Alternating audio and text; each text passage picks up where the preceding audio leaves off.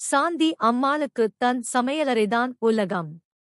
அங்கு அம்மிக்கல், ஆட்டுக்கல் என எல்லாம் உண்டு. மசாலாக்களை கையால் அரைத்து சமைத்தால்தான் ஆரோக்கியம், ருசி என்பது அவர் கொள்கை. ஆனால் அவர் மகன் மணந்து வந்த ரியா ஒரு மார்க்கெட்டிங் எக்ஸிகியூட்டிவ். அவளுக்கு நேரம் மிக குறைவு. அவளது ஆயுதங்கள் மைக்ரோவேவ் ஓவனும் ஏர் பிரயரும் தான். ஒரு ஞாயிறு காலை சாந்தியின் நெருங்கிய உறவினர்கள் விருந்திற்கு வருவதாக இருந்தது. ரியா, இன்னைக்கு நம்ம வீட்டு பாரம்பரிய முறைப்படி வத்த குழம்பும் பருப்பு உசிலியும் பண்ணலாம். மசாலாவை நான் வறுத்து தர்றேன், நீ அம்மியில அரைச்சுடு என்றார் சாந்தி. ரியா திகைத்தாள். அத்தே, 15 பேருக்கு சமைக்கணும். அம்மியில அரைச்சா சாயந்திரம் ஆயிடும். என்கிட்ட ஹை ஸ்பீட் பிளெண்டர் இருக்கு, அதுல அரை நிமிஷத்துல முடிச்சிடலாம் என்றாள்.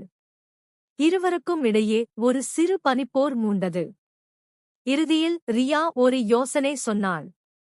அத்தே, நாம 2 பேரும் சேர்ந்து சமைப்போம்.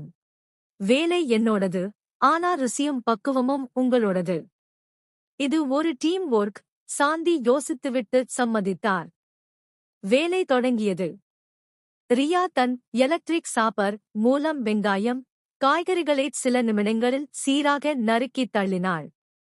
சாந்தி அந்த நேரத்தை சேமித்து பாரம்பரிய மசாலா பொருட்களை சரியான பதத்தில் வறுத்து கொடுத்தார். ரியா நவீன பிரஷர் குக்கரில் பருப்பை சரியாக வேக வைத்தாள். சாந்தி அதில் சரியான அளவு புளியையும் தன் கைமணத்தையும் சேர்த்தார்.